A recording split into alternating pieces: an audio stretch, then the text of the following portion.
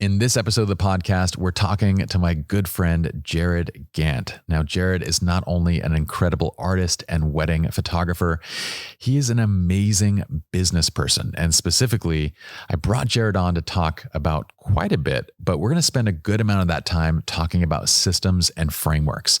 See, Jared has created a business that generates around $250,000 of revenue, but does it in about 1/3 the amount of time that most professional photographers would. In addition, he's taken those same frameworks and helped his wife to launch a legal practice that got off the ground and started running, generating well beyond 6 figures within its first few months of being in business.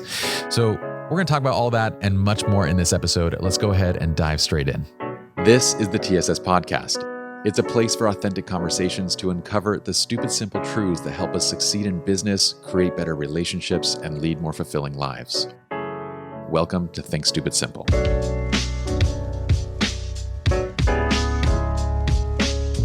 We begin the episodes when I don't forget. It's going to become a ritual. All right, Jared.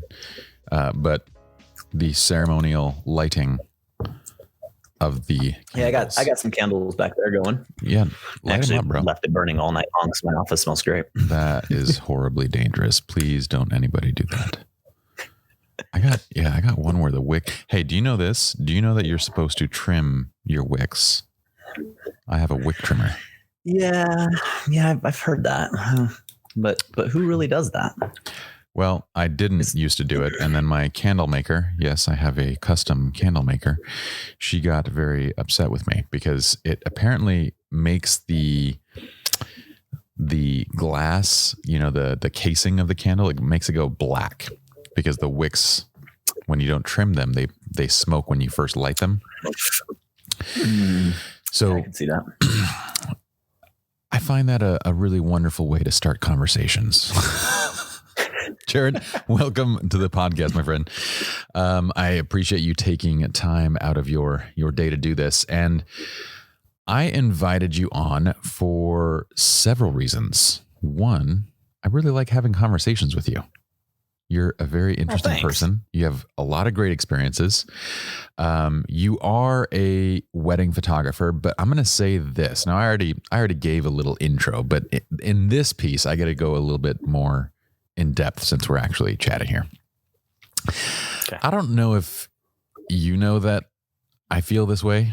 This feels like I'm about to say something really close to my heart, but it's not that close. But I feel like in terms of being a creative professional, in terms of running your own business, now your business is wedding photography, but just speaking broad in terms of being a creative professional and doing it alone, I can't name a single person in this country who I think is doing it better than you. Dude, you're making me blush. Look, I'm getting all pink here.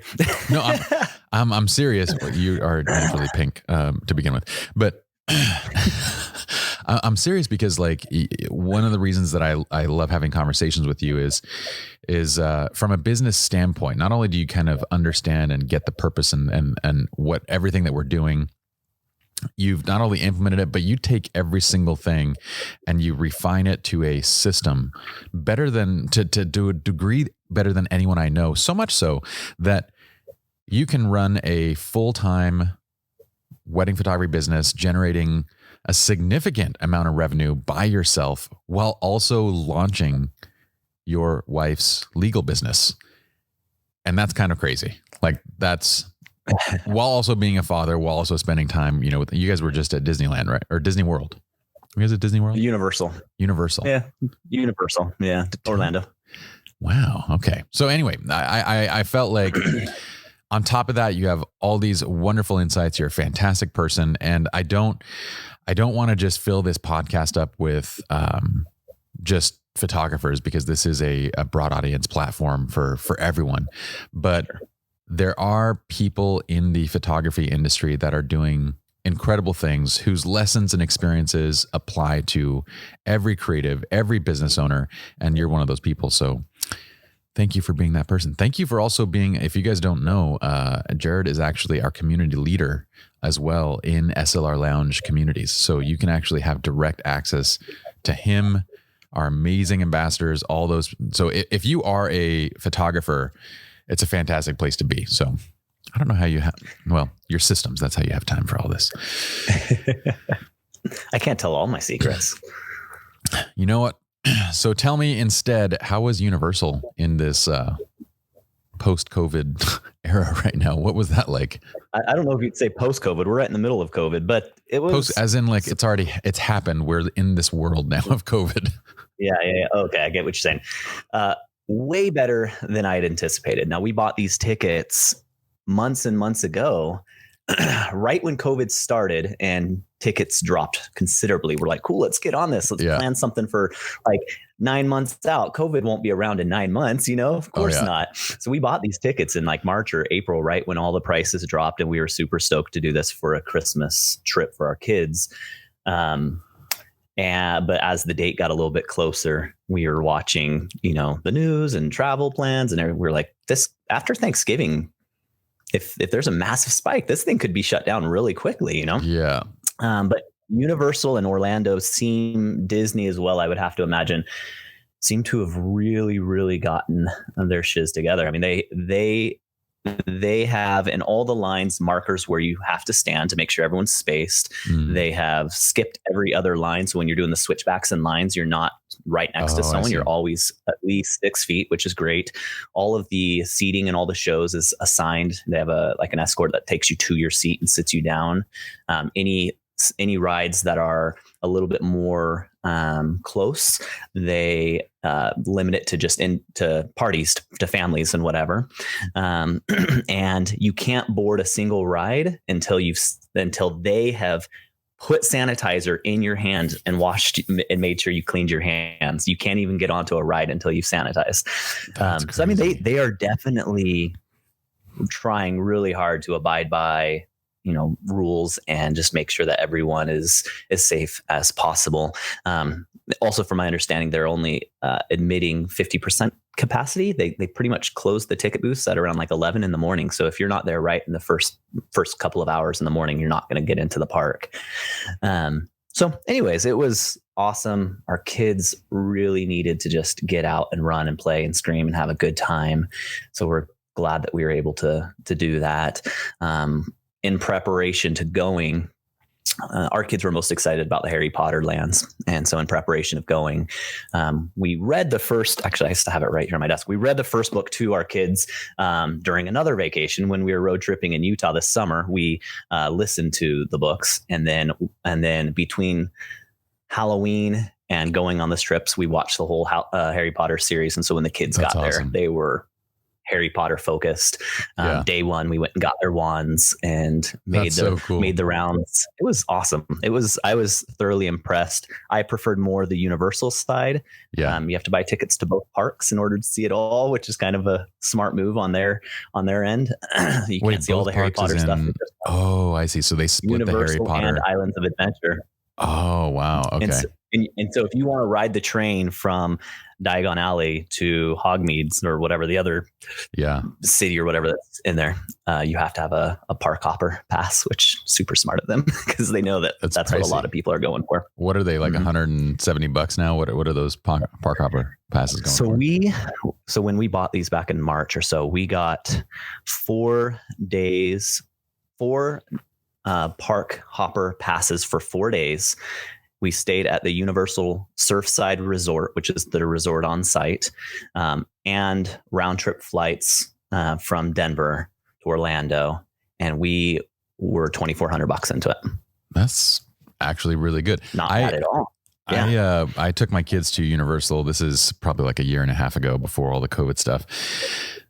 I took them and we got to, and I thought we had a decent deal, but we present this coupon or whatever. And anyway, the 5 of us get to Universal and we walked through the gate having just spent like $850. And I was like, this is I don't know how parents can like separate themselves now from the fact that they just dropped $850 and now just go and have a good time. Because like we walked through that gate and I was like, I wasn't expecting to spend almost $1,000 just to get a day long ticket.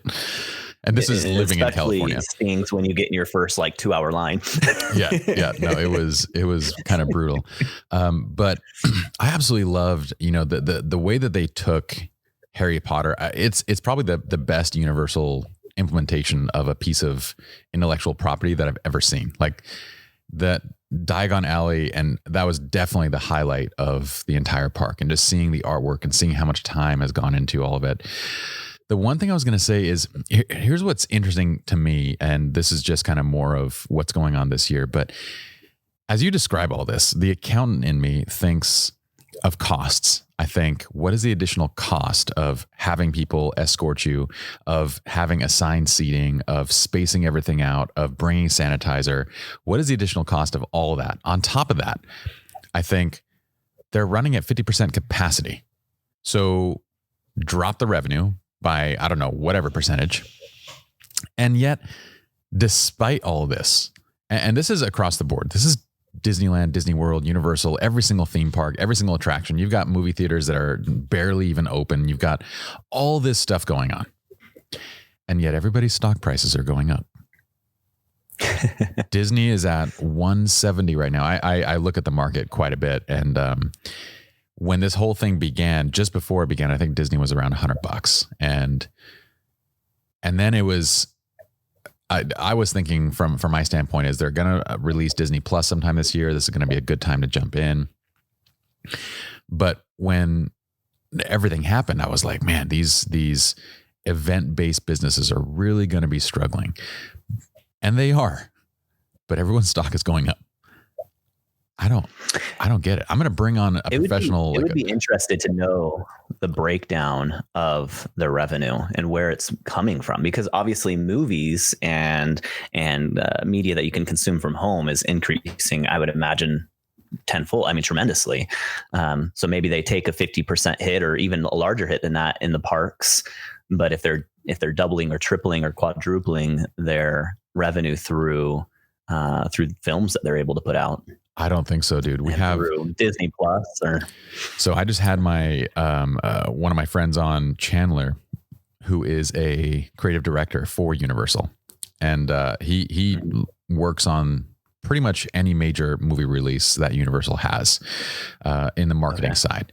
And while they were the ones that actually released Trolls, like the very first at home, major blockbuster release was Trolls, and that was a Universal project. So they kind of proved that there is a market for this, but at the same time, they also demonstrated that market is dramatically slimmer than a traditional release and all the different revenue streams that would come from a traditional release versus releasing at home. So they still push back most of their properties. They still push back most of the releases to 2021. And they didn't change that. After Trolls came out, it didn't demonstrate enough of that change to be like, okay, we're going to just go straight to home releases at this point because this is a bigger market. It's not a bigger market. So across the board, every company, and it's not just, these event-based companies, across the board, the market is being propelled up. You even see Bitcoin is back up to like almost $20,000. And in my head, I'm sitting here, that's why I'm going to bring on I have some friends and people that I know that are deep into the market. This is their complete livelihood for the past decade. And I'm really curious to get their thoughts and opinions, because it feels like this is being just artificially propelled by the stimulus, the amount of money that's just being printed and dumped in the economy, which scares me because that leads to inflation. Of course. Or it's just this weird confidence that's, hyping. Maybe it's a combination of the two. But anyway, what are your thoughts, my friend? Yeah, dude, that is definitely not my wheelhouse, the stock market by any means. But I think that a lot of people are overly confident. I think a lot of the negative financial side effects of COVID, we haven't even experienced yet. I think a lot of companies, my company, for example, can float for a year or two relatively easily without, having to go under or having to make massive adjustments. But if this continues on, obviously big adjustments are going to have to be made. For sure. I can't just sustain, a photography business indefinitely without, events happening. Yeah. I would imagine in a lot of industries, it's similar, where they have the ability to make small tweaks and adjustments in order to just kick the can down the road, but sooner or later they're not going to be able to kick that can anymore. And I think hopefully these vaccines, make a big difference. And if they do, cool, we might come out the other end relatively, I guess, well, I don't want to say well, because everyone has had a horrible 2020 year, but we might survive this. Yeah. But if the vaccine has a lot of there's controversy around it, which it already kind of does. But if the vaccine isn't well accepted, and we can't get back to normal by mid next year, I think that's when you're going to really, really see some massive financial, that's when the shit's going to hit the fan, so to speak. That's when you're going to have some serious problems. That's when you're going to see these massive companies have to shift and shut down. Yeah, well, what's interesting is from the perspective of large businesses. So I used to be in auditing, and I think that, but our listeners might not. I used to be a auditor for Ernst & Young, going around and actually auditing the financial statements of public companies. Now, the actual information of revenue generation from these companies is about on, like, let's say, a 3-month lag. So, we're usually getting Q2 or Q3, the third quarter, fourth quarter results. We're usually getting those results about 2 to 3 months after the end of those quarters. And maybe it's more like 60 days ish, somewhere around there. It can depend, but there's this lag, and the year-end statement, which is going to be coming sometime in like March, April-ish, that's on a 3 to 4 month lag, because they have to verify all the numbers. All the numbers that go into these financial reports have to be verified. So the amount of economic damage just in 2020 has yet to be measured, has yet to be like kind of quantified. We have a guesstimate on some of these companies and how they've done based on their quarterly statements, but we don't know. The amount long run is just completely up in the air. Nobody knows the economic impact. We have guesses that the economic impact is in the trillions of global dollars that have been lost due to this pandemic. And so the way that the stock market behaving to me is completely decoupled from reality. It's completely disconnected. And it makes me fearful. So, but at the same time, I have to like constantly remind myself, because I have all these friends that are like, oh man, this is the best time to get into the stock market. And I'm like, man, every single time my Yahoo friends are telling me that it's the best time to get in the market, that's when I convert everything to cash. That's when I'm like, this is the best time to not take up any positions. Right. But it's hard to watch. And in the wedding photography industry, you're saying 3-ish months. In this industry, it's 9 months to a year. I mean, I have well, explain what that's 6 figures like. worth of deposits for weddings that are just floating in the air. These aren't scheduled anymore. Right now I have about 50% of my 2020 weddings won't choose a new date because they don't want to have to reschedule. Yeah. So it's just literally floating in this limbo where, cool, I've got this money, but do I really? I mean, I haven't performed the service, depending if I'm doing accrual accounting or cash based, like, when is this money considered my money? For sure. And what happens? Maybe you can explain too, because a lot of our listeners aren't in this industry or they're not familiar with wedding photography. Maybe you can explain how it typically works. A typical booking, like how for most bookings, individuals. Yeah. So usually between, I'd say, Thanksgiving and Valentine's Day. So that 3-ish, 4-ish month period is when a lot of couples are formalizing their engagement. That's when they're introducing their significant other to their families, and they're locking in like, yes, we're getting married. And so typically during that time is when I book the year's worth of weddings. The vast majority, not all, of course, but probably 70-80% fall into those 3 months period. And then they're going to book it for that summer or that fall. And to book, and they're going to give you a deposit. They're going to give you a 50% deposit.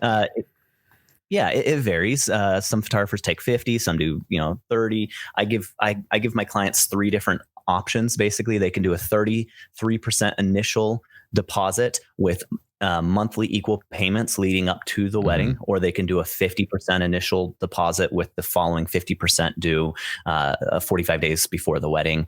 Or I can, if it's just convenient for them to take care of the full balance at one go, they can do that as well. So I give them a couple different options, but the point being is immediately, in order to secure and block out that date on my schedule, I take a big chunk of money.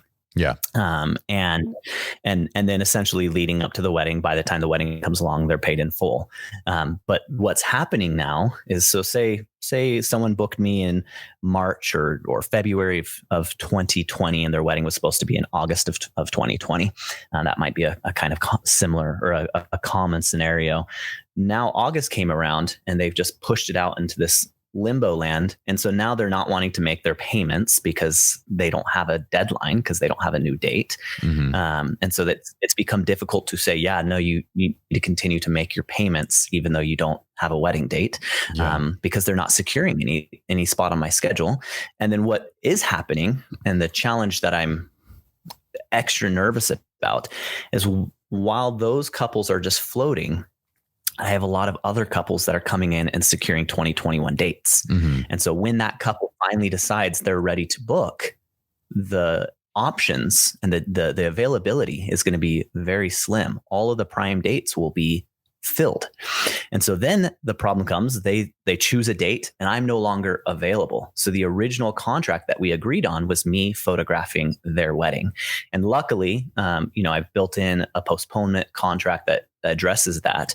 But that is what I'm really nervous about, is there's going to be a lot of hard conversations with clients when they finally do choose their new date and I am no longer available on that date. How do we resolve that? Do we just substitute with another photographer?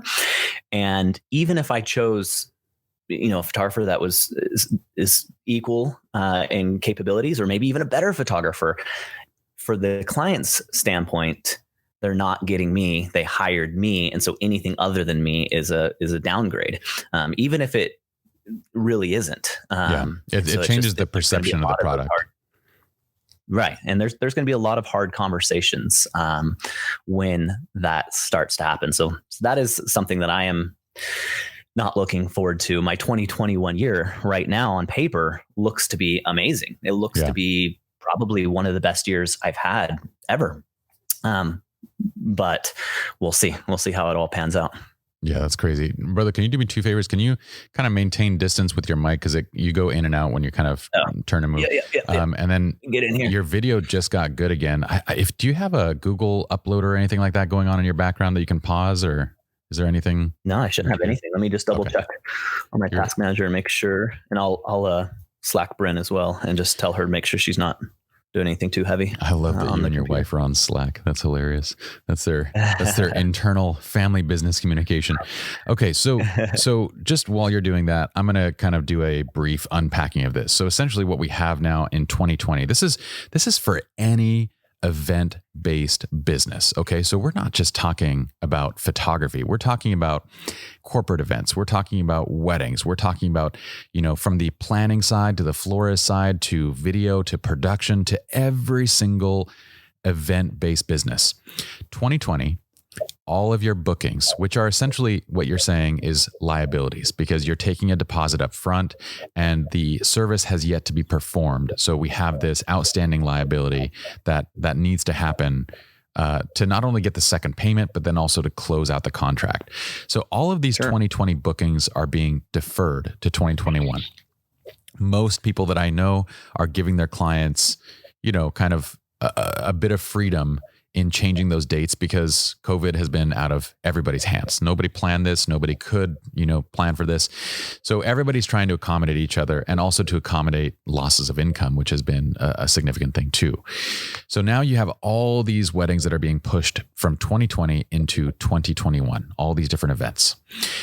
Then you have people coming in to book 2021 events. And all of this is just going to land in one giant cluster F of a 2021 where everybody is going to be scrambling to try to meet needs, to fulfill contracts, to actually, and what's going to happen is 2020's revenue is going to be reduced. Your likely revenue for 2021 is going to be reduced because of diminished capacity. In total, if you were to add 2020 and 2021 together, they're not going to make up for each other. You're not going to see, it's going to be, if you were to make, $500,000 between 2020 and 2021, now it might be 300,000, might be 350,000. Sure. So this is going on across the board. And this is our industry, but there's so many other industries that have been equally rocked, if not even harder. I mean, we have gyms. Like, can you imagine what it's like to run and operate a gym right now? Like we have a local gym who has basically worked with a local chiropractor to state that their business is they're in the business of helping people improve their backs just so that they can get people to come in and work out. So it's just to fly under the radar, essentially, of like being an open gym, right? Everybody's trying to figure out these ways to like stay open, to stay in business, to get past these different local, things going on. We have movie theaters, you have actual events, you have, NBA, you have UFC, you have all these different sporting events that are all of this. And then all the restaurants that support these businesses. This is what percentage of the global, like what percentage of our economy is in this set of businesses that have been completely shut down? The only thing that I see continuing to operate without any hitch are health industries, maybe some web-based businesses that are, like Amazon, that kind of stuff, where you can see them actually being lifted up because everybody's ordering from Amazon, and essential businesses like say Costco and stuff like that. But outside of this, I mean, I don't get it. But anyway, hopefully people that are much smarter than me do get it, and maybe we'll can figure get it some all of them out to explain it. But well, from your standpoint, how is your photography business doing, and how are you guys handling your bookings and everything? I would imagine you're in a very similar scenario on a larger scale, but a very similar scenario to what I'm in, where everyone's just kind of floating and you haven't been able to lock down a lot of those dates, especially right there in LA. It's exactly what you described at scale. So we're doing 350 to 400 events a year typically. So it's the exact same issue, but now multiplied by 5 or 10 because we have, and so the coordination, we have incredible team members, Diane and Selena, that are just nonstop coordinating and re-coordinating right now for this. It's nuts. On the other side of the business where I focus on, in terms of like education and frameworks and, like say the book and this podcast, these things are going strong because they're fine. Like they're all web-based, but eventually, like you said, our primary audience are people that, well, this podcast, this is the only product that we have this far that's kind of broad audience oriented, right? This book, Stupid Simple Relationships, I'm hoping is actually going to be something that's like maybe more needed after 2020, because people are like, man, if I'm going to be, stuck with just the people that I know, maybe I need to focus on improving those relationships. But everything else that we do is a product that's designed for people that take pictures. It's a product designed for people that are shooting weddings. It's a product designed for consumers that are purchasing new cameras. Now, if consumers aren't buying cameras, and if the wedding industry is shut down, and if photographers aren't working, then eventually they don't have money to buy the products that we have. And it just filters back up through this whole thing, like. Yeah. I think the education has the benefit of a big portion of our industry are not trying to support their family off of photography. You have so many hobbyists and things that this is just a second income where their primary income can then supplement them, gaining that increased education and bettering their hobby, so to speak. And so I think you do have somewhat of an advantage where even if photography is low, maybe whatever it is that supports their family is not as low. It's probably still low, but not hit as significantly. Yeah, no, very true. All right, my friend. Well, okay. So I feel like it's nice getting a picture of kind of what's going on in our industry and kind of this economy in general. But the next thing that I want to ask is, well, first, if I were to ask you to pull up your phone right now, what books are you reading right now? Right now, it would be not probably very many good ones, but let me pull it up for you and I'll tell you. I was going to say Harry Potter because Harry Potter is what's on my desk right now. I thought you were going to say some raunchy romantic books that you. Oh yeah, I like my romance novels, but we'll keep it PG. I like that now we refer to reading as Audible, basically, on our phones. Right. So when I pulled up Audible, the very first book that I have queued in there it's called Ordinary Men. Okay. I don't know if you've heard of this one, but it's basically about how good ordinary men were persuaded to become Nazis. How like the police force in Germany, good normal people like you and me somehow were blinded by what they were doing. Oh, that's fascinating. Who's it written by? Yeah, it is. It is written by, this was, I think, recommended by Tim Ferriss. I think that's why I jumped into it. Christopher R. Browning. That sounds super interesting. Okay. Yeah, I'm only maybe 2 or 3 chapters into it, but it's a good one. Well, you're a system and frameworks person, which is one of the reasons why we get along so incredibly well. But one of the things that I'm always curious about is, what are some of the favorite books that you've been reading this year? What are some of the things that you could give to our audience to kind of say, these are some of the things that have helped me in designing better systems? Systems are tough for me, like to pull. Let me think here for a minute. So I don't know if the way that I do systems, I pull a lot from any particular books, to be honest. I'm trying to think if I've used a book. I mean, there's some where I reconsider, like for example, when we launched the law firm, I read a book called The Small Firm Roadmap, and that was hugely impactful for me in just understanding basically the difference, understanding the dynamics of a law firm versus any other business I've done or set up, and the systems that can come into place with the law firm. But overall, I really feel like my systems have improved simply by when there is a cog in the system, when there is a problem, a challenge, if there's anything that I'm dealing with, rather than just fixing it and putting a Band-Aid on it and moving on, I try to take a big step back and say, like, what can I do to make this never happen again? So, in the wedding industry, if you have clients, this is just a silly, simple example, but if you have clients who message you right after wedding saying, hey, when are my photos done?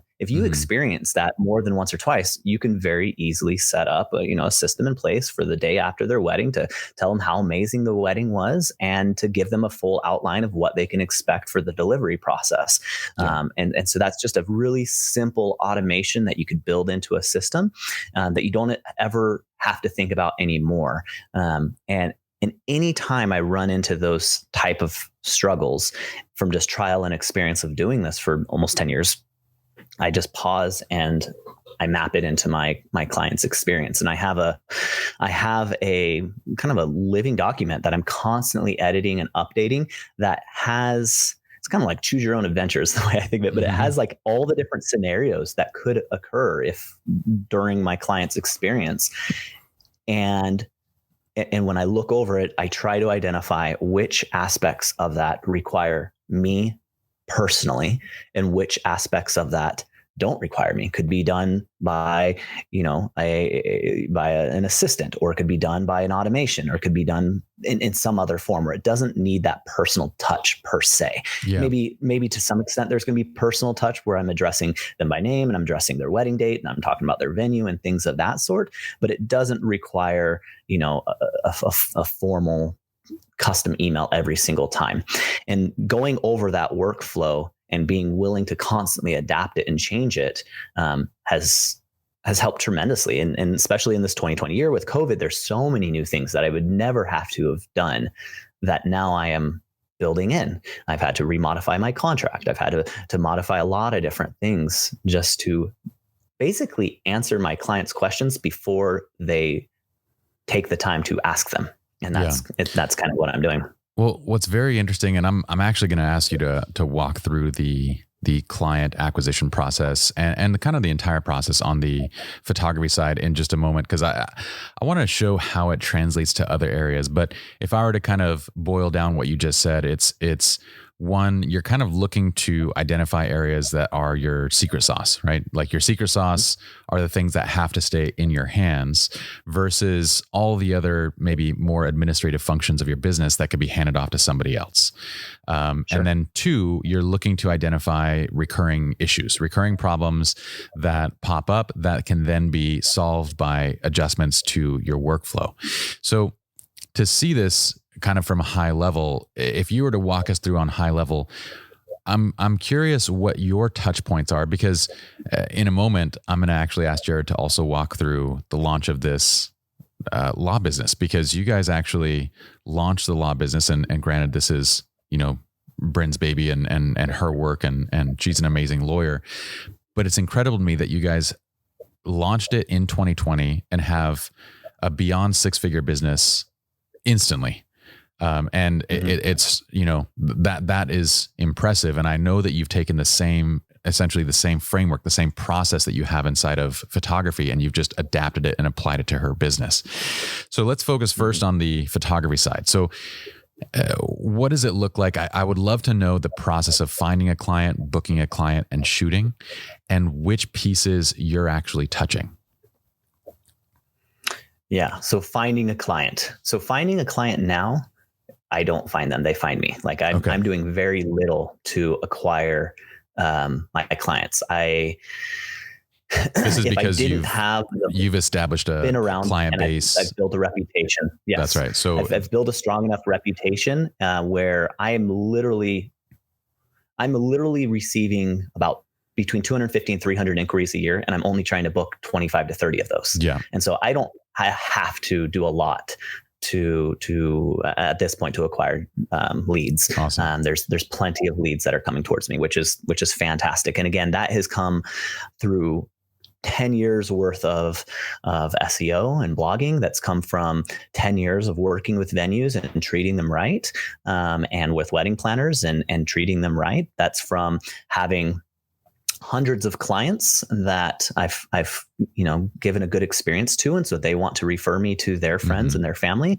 and so that took time. That wasn't certainly not something I was able to do my first few years. I mean, my first few years, I was literally doing everything that I could to acquire leads. I was listing my service up on Craigslist and relisting it every single day so that it was always at the top of the list. I was, putting it in all of the garbage Facebook marketplace groups. I was advertising on The Knot and on Wedding Wire, and like literally every single thing. I was sending gifts out to people, and I was, I was paying people for leads and doing literally everything I could to keep my schedule full. Yeah. So there is a transition from when you first start out to when you are established. For sure. But at this point, I probably spend about $3,000 on marketing for the entire year, and that's including everything. And most of that is through The Knot. And the reason that I have targeted The Knot is because a huge demographic that I am targeting is our destination weddings, and destination weddings are often planned through these resources. I see. Because they're not local. They can't easily go drive to the venue and take a look at it. They have to rely heavily on these reviews and these resources. That's an important piece that I wanted to pause on right there. You said your primary focus is destination weddings. So within Correct. the kind of the potential target audience of people getting married, you've limited this down to destination weddings. A smart decision, especially if you want to travel, but more so also because the types of images you're going to be creating are going to be very appealing from all over the place. It's a very interesting Well, keep in mind, choice. when I say destination, most people think of me going with families to Hawaii or something, or with couples to Hawaii. And what I am actually targeting is couples that are coming to Colorado, where this is the destination. Okay. So got it. Ideally, I'm not traveling. I don't want to travel. It's not, it decreases your profitability in my view tremendously. Of course you'd have that outlook on it. And so, and I could, to be very honest, when I've traveled for weddings, I've gone to Mexico, I've gone to Banff, I've done a handful of the more, typical destination locations. And every time I do them, I'm thinking, man, wish I wasn't shooting a wedding. I wish I was just here with them. Yeah. You're just here. And I could have relaxing. literally shot a wedding at home and then made my own vacation out of this. No, it's very true. I think that's a lesson that most creatives learn early on is, well, not a few years in, they get the realization that like, look, traveling for business is great and all, but like exactly what you just said. If I can stay at home and work locally and plan my own trips where I have no stress, no nothing, you generally get paid more and you get more relaxing vacations. It's kind of you get the best of both worlds as opposed to, destination work. So to clarify, destination, Estes Park, Vail, all of these ski resort towns are all relatively close to me. These are all highly targeted destination weddings, and that's where I focus. So rather than a couple bringing me here, they're looking for photographers that are already in that area, so they don't have to pay the extra travel fee and all of that. And that is what I'm specifically targeting. So I would say probably about 60 to 70% of my clients do not live in Colorado. They're coming in from elsewhere. And another nice thing about Denver is it's a hub airport, so it's relatively cheap to fly in and out of. So if you have couples with family in California and family in Florida, and it's kind of centrally located where people don't mind traveling into Denver. And then from there, you can hop on the train from the airport to downtown Denver is really easy. And then from there, there's a lot of ski buses that will go from downtown Denver up to the ski resort. So if people don't want to, they don't have to, they can attend a wedding in Denver without spending a tremendous amount of money. So it works really well. Making it very appealing. So the leads come in. Now at that point, is that a touch point for you? Are you on the phone with them? What happens then? Yeah. So great question. So, I have when the lead first comes in this industry, there is a lot of tire kickers or just people that are just price shopping. And so you have to weed them out relatively quickly. Qualify them. Qualify them. And I'm to the point where I'm not trying to persuade someone that I'm a good fit for them. If I'm a good fit for them, I'm going to help them identify that, and then we're going to move forward. But if I'm not, I'm going to also help them identify that very quickly, and so that we can end our ties. I'm not too interested, like I said, in spending tons of time on the phone trying to persuade them to invest a large amount of money or whatever it might be. So to answer your question, when an inquiry comes in, I have a handful of pre-written canned emails that get drafted. They're not sent. They get drafted up and they're adjusted based off of where that lead comes in from. So if it's a lead from the Knot, it's a different email. If it's a lead directly from my website, it's going to be a different email. So it's addressing basic things.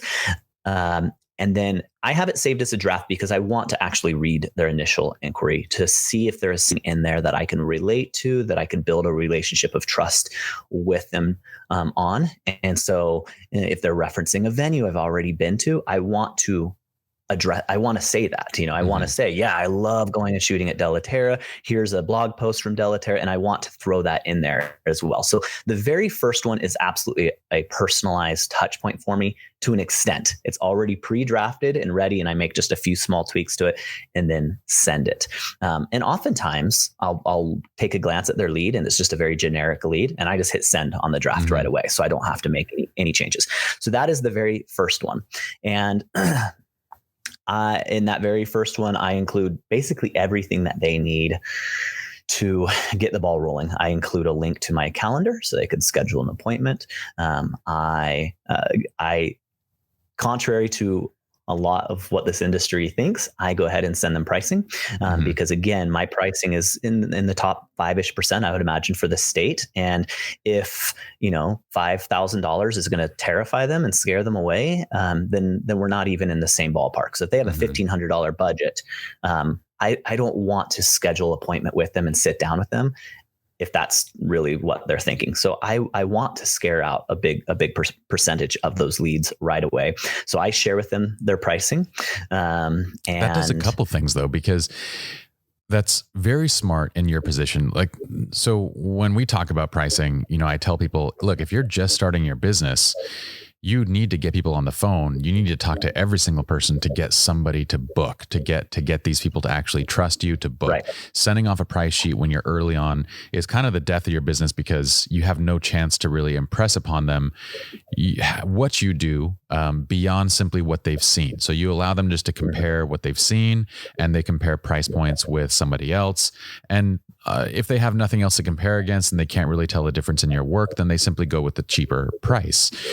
But in your position, like you said, you're getting 300 leads in. So I want to remind everyone that Jared is running 2 successful businesses, and you have a family and a good personal life, and you're also working with us. You have your hands full, and you're 10 years into your business where you're very well established. So sending out that price sheet is very smart because, as you said, with 300 leads, you only need 10% of those to book. So you might as well qualify and eliminate half of them right off the bat. So this isn't, you're not burning your time on the phone trying to, but it's not a method to necessarily maximize revenue if your leads are low, because then you're not going to be getting. So I love that you're doing this because for you and the way that your business is designed is perfect. You're only getting on the phone. You're only talking to the people that are qualified and essentially highly likely to book. Right. I would say the percentage of people that I actually speak to that end up booking me is 95%. I mean, that's crazy. Almost every single person that I can get on the phone with, they've already decided to book me. Yeah. Which is perfect. We are essentially just getting to know each other and building a relationship of trust. It is not a sales call per se. It is a relationship building phone call. That is such a wonderful use of your time at that point, Right. Right. So to get back to kind of that flow, lead comes in, those emails go out, they schedule an appointment. I have it set up where if there is 0 response after 3 days, they get a follow-up email just saying, hey, just want to make sure you got my first email and see if you had any questions.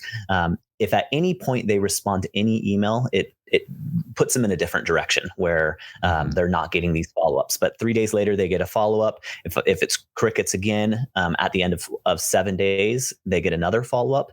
And if it's crickets again after 10 days, I cut them off and I purge them from my system. And in that purge email, again, it's not a permanent thing. If for whatever reason they're delayed and they want to continue the conversation, then we can do that. But it's just creating a sense of urgency that my time is valued and that I don't have a ton of dates available, which is all true. And then in that last email, I send them a 3-minute survey. It's literally like 5 questions, if maybe 1 minute. It's really simple, where I say, hey, you know what? Why wasn't I a good fit for you? And it's ironic. Probably 50% of the couples that never respond to anything on that last email, when I say, hey, this is going to be my last follow-up, would you mind answering this quick survey? About 50% of them actually fill it out, and they give me this awesome, incredibly helpful information about, our budget was lower than your pricing, or whatever it might be. But it is ironic to me that it is crickets until I send them that survey. And then oftentimes I get a response. I can see within my CRM if they've opened emails. And so I often glance at that to make sure that they are getting the emails, they are opening them, they are clicking on the links within the email. I am verifying all of that as this is going through. So speaking of CRM, the maybe process. Can you, so CRM is a client resource manager, is that correct? I can't remember what it stands for, but it's basically relationship manager. That's what it is. So it's basically your platform for managing all your leads, all your clients, the booking process, everything. Maybe you can give us an idea of up until this point, this booking point, what are some of the apps that you're using?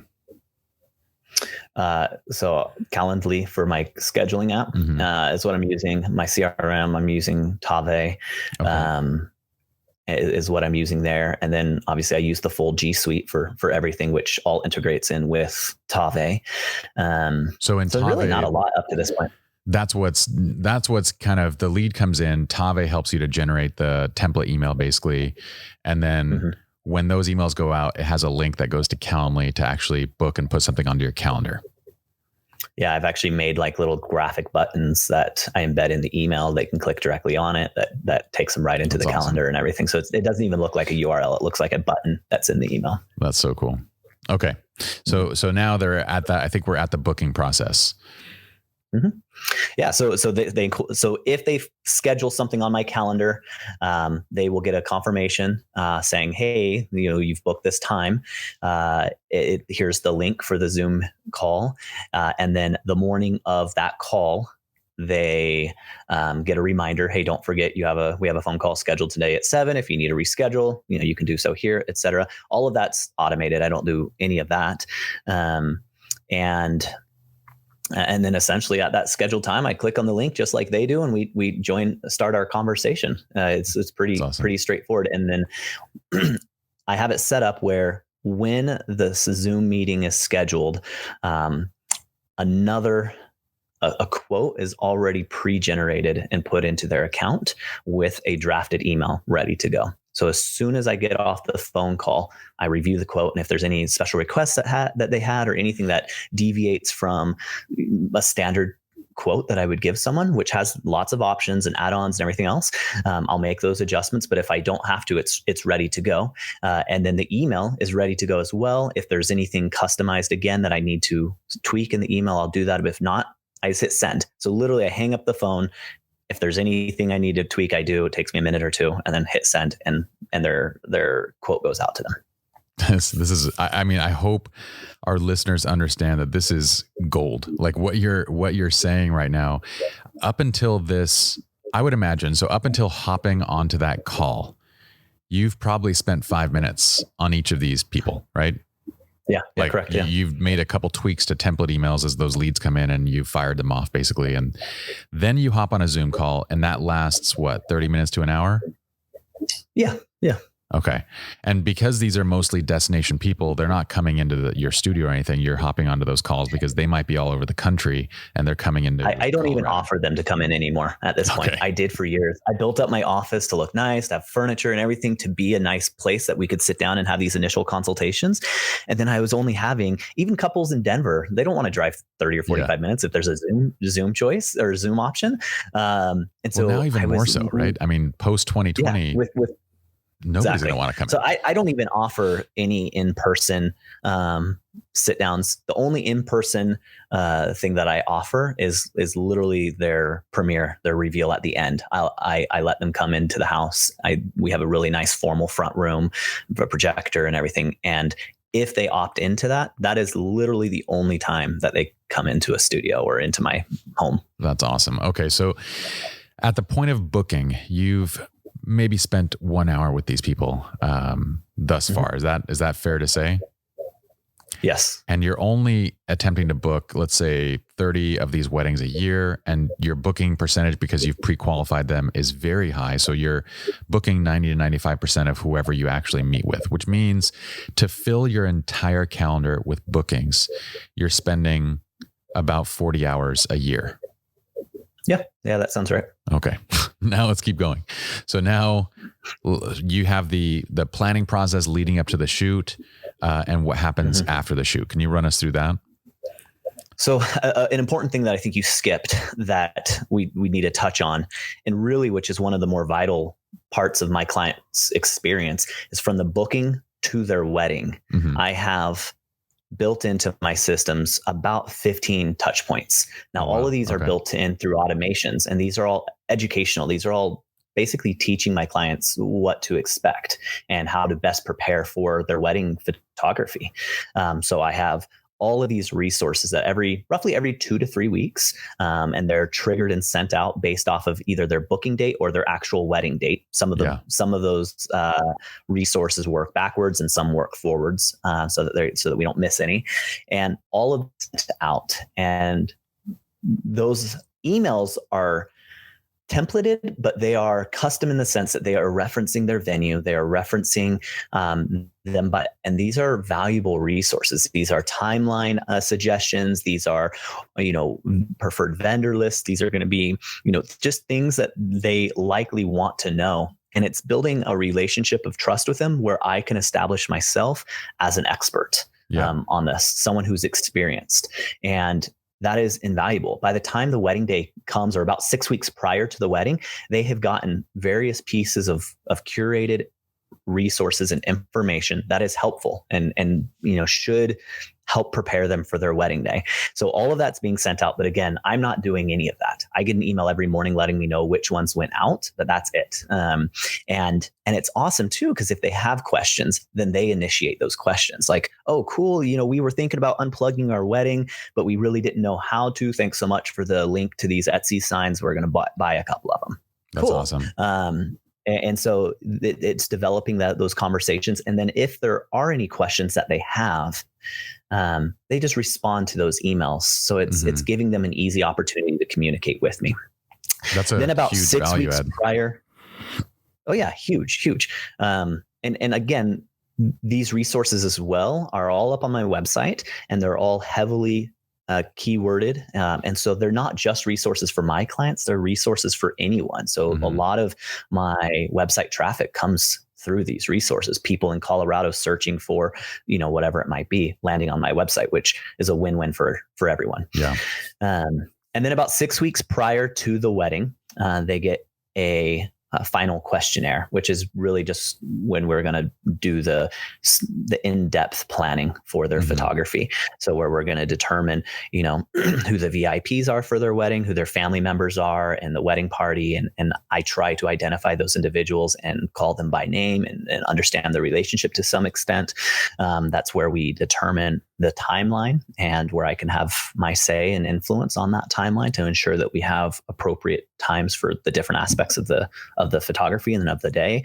That's where we get the family shot list, where I have a most people, this is what they choose. Please basically make a little X and check mark across of the family groupings that you want or don't want. And that's where we get any sort of sensitive issues. If there are any divorces in the family or handicaps or anything like that, that's where they can share that with me so I can be aware of that on the day of. That's where we get, are there any sort of photos that are must-haves or their family heirlooms or anything like that we need to be made aware of? That comes through on that questionnaire. And then that is also where I ask them to link me to their mood board, which I do basically following the SLR Lounge platform, or the way that you guys teach it is exactly the way I do it, where I ask them to pin about 20-ish photos from my website that match the mood that they want for their wedding day. And anyways, I have this questionnaire. It probably takes them about 30 minutes to fill out. It's rather in depth, but by the time that's done and I get that information, I could take that and in theory just go shoot their wedding, because almost everything I need is already there. But essentially, once they submit that, a thing pops up and says, hey, we need to review all of this together, schedule your final talk through. So it all comes through automatically. They schedule their final talk through and we do another Zoom call, where literally when we start that Zoom call, I have prepared a document. It's already ready for them. I send it to them prior, and we review the document that has the schedule, has the family shot list, has everything on it, the emergency contacts, everything. And we review it in depth and go through basically minute by minute of their wedding day to ensure that at any given time, I know exactly where I need to be, and they know where I'm at. So we're 100% on the same page. And it's really just covering my butt, because I don't want to be in the other room photographing details when she is getting in her dress. If that is what she wants to be photographed, I need to know those things. So that goes out about 6 weeks before. It typically takes them about 2 weeks to fill it out and come back. And then about 2 weeks prior to their wedding, we do that final talk through. And then once I've gotten all of that, about 3 days before, let me take that back, about 7 days before, they get a vendor I get all of the vendor information from them. I basically send them out an email saying, hey, we'd love to potentially publish your wedding on our blog or submit it to other blogs. And in order to do so, we need all of your vendor information. So rather than me going after it, I let them fill it out. So they give me all of their vendors' information. It automatically pulls it in on Tave. And then about 3 days prior to their wedding, all the vendors get an email from me introducing myself, telling them my timeline, telling them that I'm excited to share the images with them. If they have any specific image that they would like for their company, to let me know. Like if it's a bakery and they want a nice photo of this wedding cake, they can let me know. Yeah, this is a really cool custom cake. We'd love to get a nice shot of it. And so they can tell me that, and I'll do my best to capture that. And that goes out 3 days before. And then the day before their wedding, my clients get an excitement text from me, which is like, hey, we're so stoked about the day tomorrow. Is everyone getting into town, safely? Is there anything that we need to tweak on the schedule before tomorrow? And that's the final kind of text message that goes out to them the day before. And that's it. That is essentially the process leading up to the wedding and then to the wedding day. That's crazy, because I want to spell out what you just spelled out, which is, most studios that are shooting 30 to 40 weddings a year, they would think that they would need at least to have a part-time studio manager, or that the owner of this business is going to be spending a substantial amount of time in booking and scheduling and planning and every one of these different aspects. You'd expect that to be a 500-hour a year job. What you've just laid out right now is you've taken all of that, and it sounds like we're getting to the wedding date with about 2 hours of time. So you're from the booking to the planning. And I'd probably say about 3 hours, but yeah, 3 hours. Yeah, that's about right. So now it becomes very manageable. I mean, if you're saying you're doing 30 weddings a year, then that's less than 100 hours of your year. That's on average, maybe a couple hours a week that you're spending in this process to not only book, but then to plan and to have all of your touch points, which again, you have automated each of these different steps to give a really great kind of client experience as they go up to the wedding day, and providing a lot of really good value add. So that's incredible. So we're at, let's say, 3 hours per client now. The wedding day comes. This is obviously part of your special sauce. You're going to be there for the entire day, whatever that might be. Now, after the wedding, after the wedding, are you doing the editing, or are you doing the culling? How does that? Culling is the process of narrowing down to the images that you're going to keep. I'm curious now, is that in your hands or is that out of it? So that is still in my hands. So, the wedding, like you said, I'm there pretty much all day. Some of my weddings are incredibly long because I do offer an unlimited package where if their day starts at 7 a.m. and goes till midnight, I'm there from 7 to midnight. So they can be very long days. But yeah, typically the next morning, I cull the images and I do as much editing as I want to till about noon that day. So around noon that next day is when I cut off. And I can cull very quickly. It's probably a sloppy cull. It's maybe not as clean as it could be. I'm not, checking every image at 1-to-1 or anything like that. I cull in grid mode within Lightroom, which I know a lot of people want to use Photo Mechanic, but I have found that I do a dual screen on my large monitor on the left. I do grid mode, and I go as large grid mode as I can. So I'm seeing 3x2. So I'm seeing 6 images at any given time. And so rather than going image by image, I'm going 3 images at a time is how I do my culling. And then if I need to see it full sized on my right monitor, it's full size. So I can glance over and check sharpness or do whatever I need to. I can just typically for reference, let me say that this culling that we're talking about is, let's say as a photographer, you're shooting, 5,000 images on this 12-hour wedding day. You're trimming those 5,000 images down from, all the rejected images, the images that shouldn't be in there, the ones that might be duplicates, the ones that might be too low of quality, bad expressions. The process of culling is eliminating all the junk to get down to maybe your 800 to 1,000 keepers. Yes. Right. So so how long would you say that culling process takes you? I cull about 2,000 images an hour is what I do. So 2 to 3 hours, 4 hours. Okay. So a few hours per, and then you said that you edit at that point. So you apply color and adjustments up until noon. So yes. So the night before, when I get home from the wedding, I import all of my images. I get that going. I apply my basic edit. So my import edit is applied that night. Everything's pulled into or is brought into Lightroom at 1:1, so I can go through it very quickly. And then the next morning, I wake up and I cull and I edit just a few selected images. As I'm culling, I will flag images that catch my attention, that are unique, that might be something that a vendor would appreciate. And I will flag those as I am culling it down. And I promise my clients 50 photos per hour of shooting. So we're looking at about roughly 10% of my images is what I'm keeping. And I'm trying to select essentially the best 10 to 15% of those images. And I'll typically get that done by around 10 or 11. And that leaves me about an hour to go through to those flagged images and edit those. I do that because, so at noon when I'm done, I send it off to my editor and he handles everything else from that point. But those handful that I did edit, I send out to both the client and the vendor as a preview, as a sneak peek, as something that they can immediately throw up on social media. So I send it out to all of the vendors and to the client. Hey, here are 15 to 100 images. Got it. I'll also, if there is a section of images that are very similar and that can be edited very quickly just by adjusting the exposure and applying that to all of them, I will do that just because it saves me a little bit of money. My editor charges per image, so if I can edit 50 images in 2 minutes, I'm going to do that as well, just to save myself a little bit of money.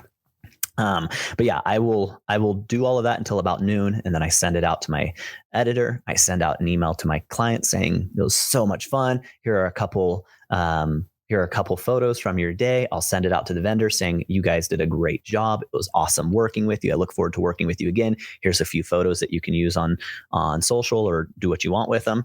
And then I'm done. And my editor handles the edits from that point on. And they typically take, depending on the time of year, during a busy time, they might take 2 weeks. During a slower time of the year, it might take 5 days or so to get those images back.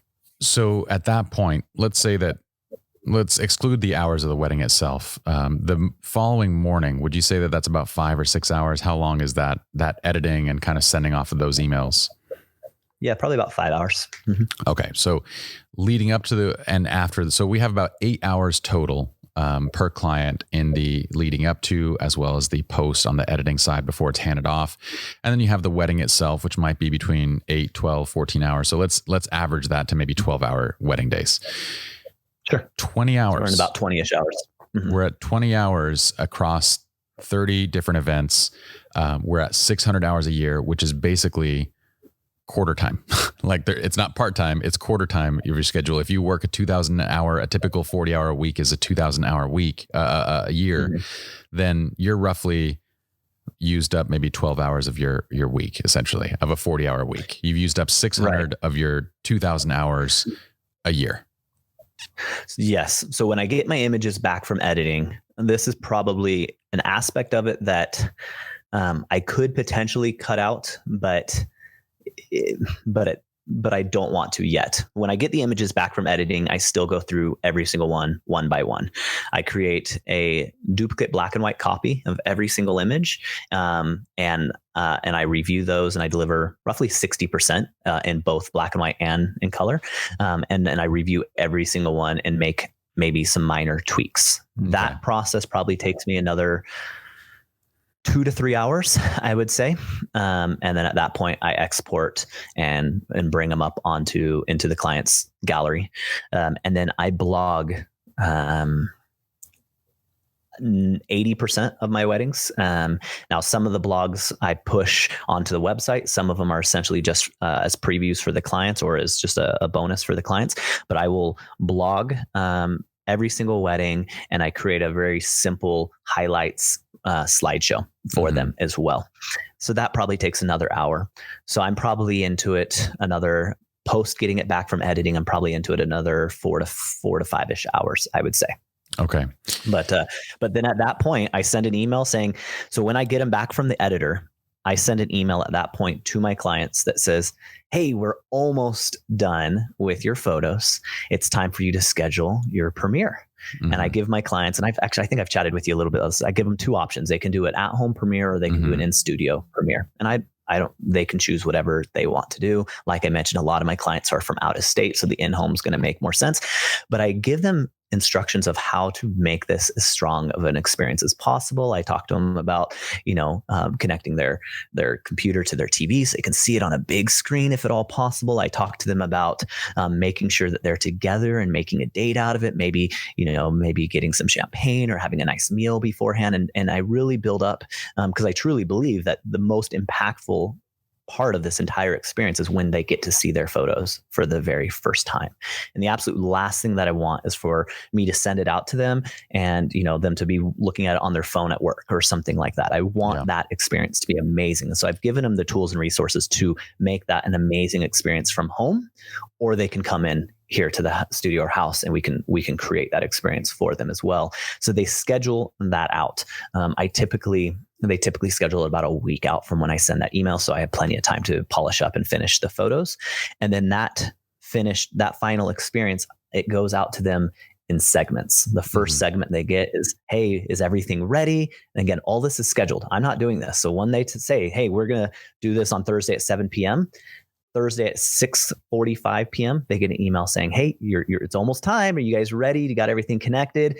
And then at 7 o'clock, they get an email with the slideshow embedded into it. So they don't have to do anything other than hit full screen, and it goes full screen and they can watch it right there. It's about a 10 to 15-ish minute slideshow. In that final questionnaire that I mentioned, I ask what their formal dances are going to, what the music is to their formal dances, their first dance or their parent dances. And I try to use that music for their video. So I don't even have to think about what music they would like. They've already told me what music they like. So that's what I apply. It's usually music that's emotional and sentimental to them, has meaning. So that's what I put the video to.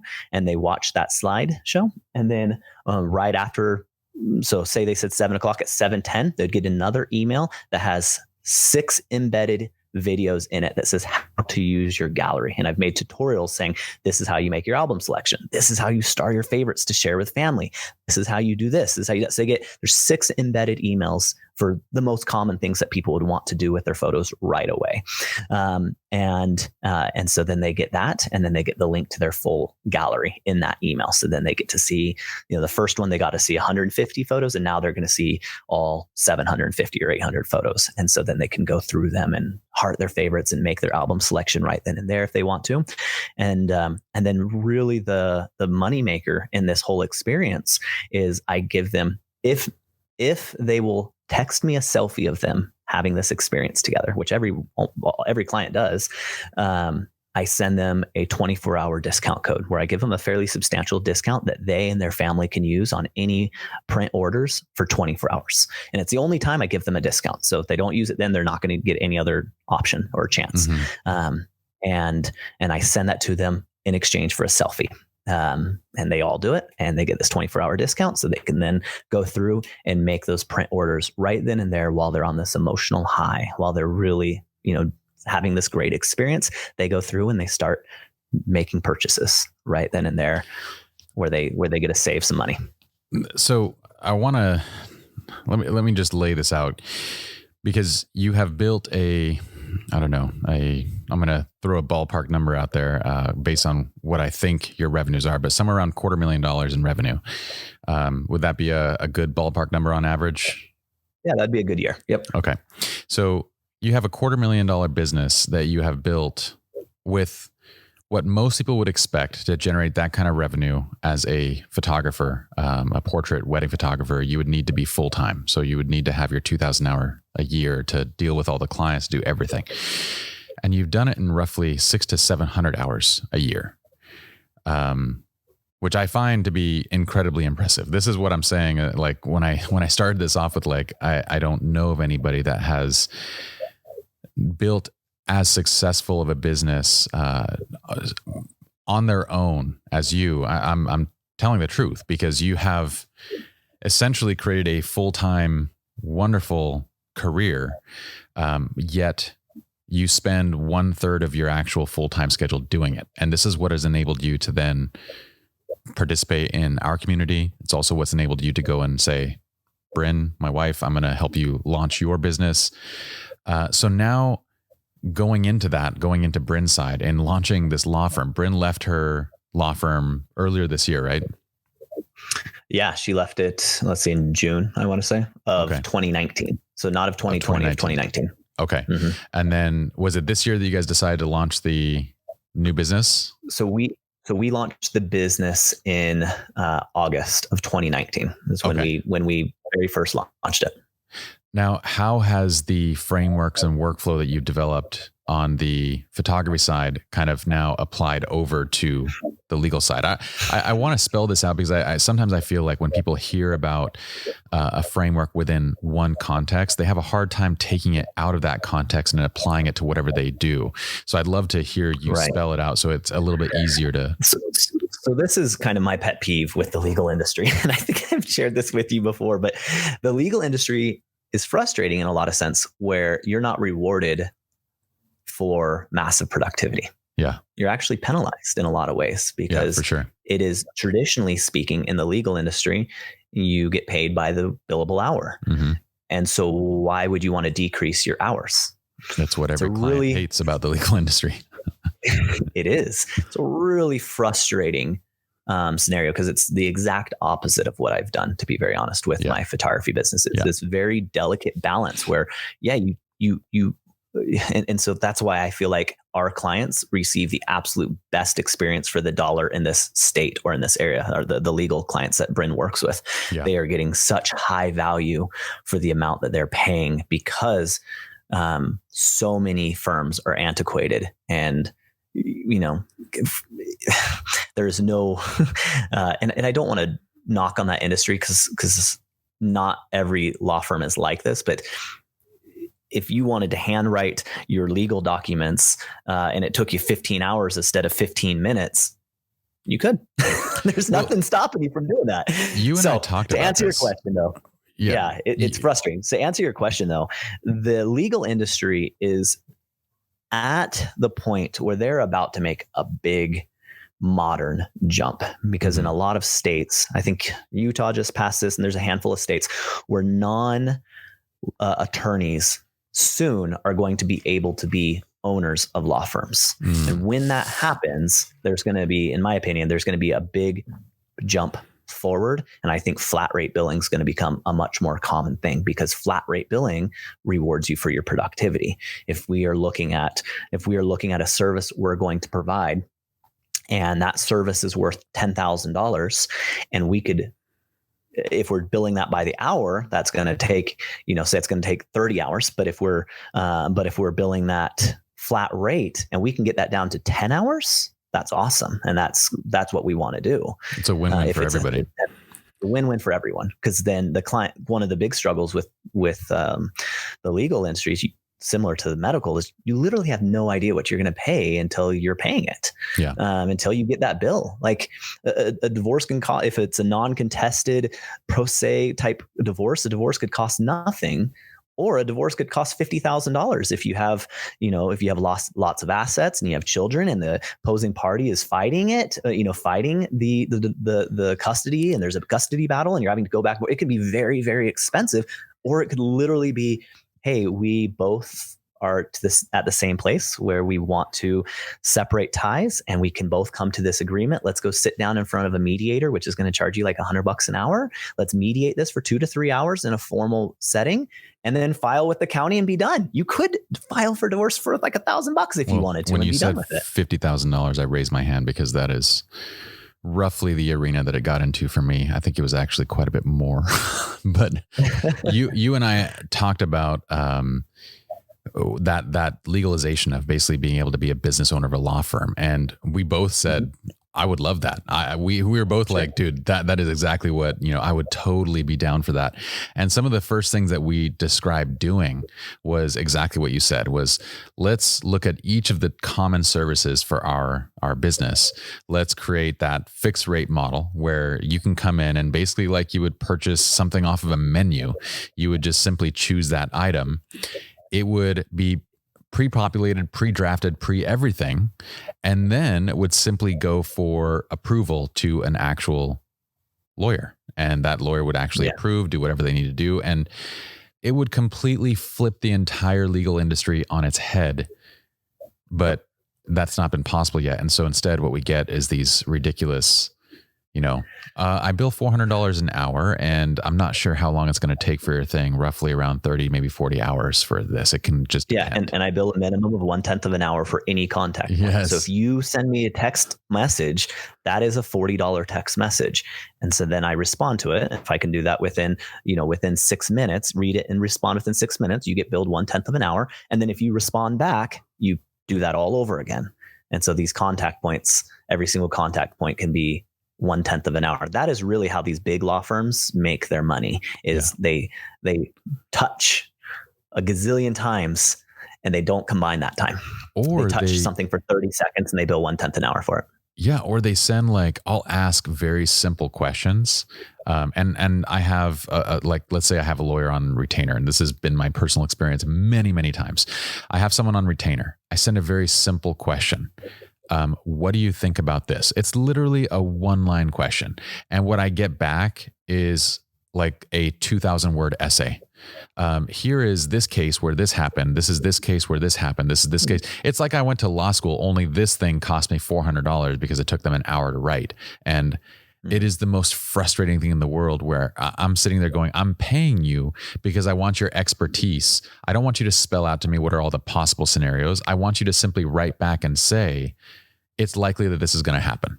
Done. Sure. Like just do that. But instead they write back because they're incentivized to. They're incentivized to spend an hour writing an email telling you all of the case studies. And these big law firms all have quotas too, right? They all have to, they are all supposed to bill X amount of hours per month. Absolutely. So that's one of the struggles too with going to a big law firm, is these individuals have quotas to bill 150 hours a month. And that's almost impossible. I don't know. So I want to say it's almost impossible in an ethical way. It is. It's very unethical. It is weird. So to answer your initial question about these systems and how this is all come place, it's almost crossed over entirely.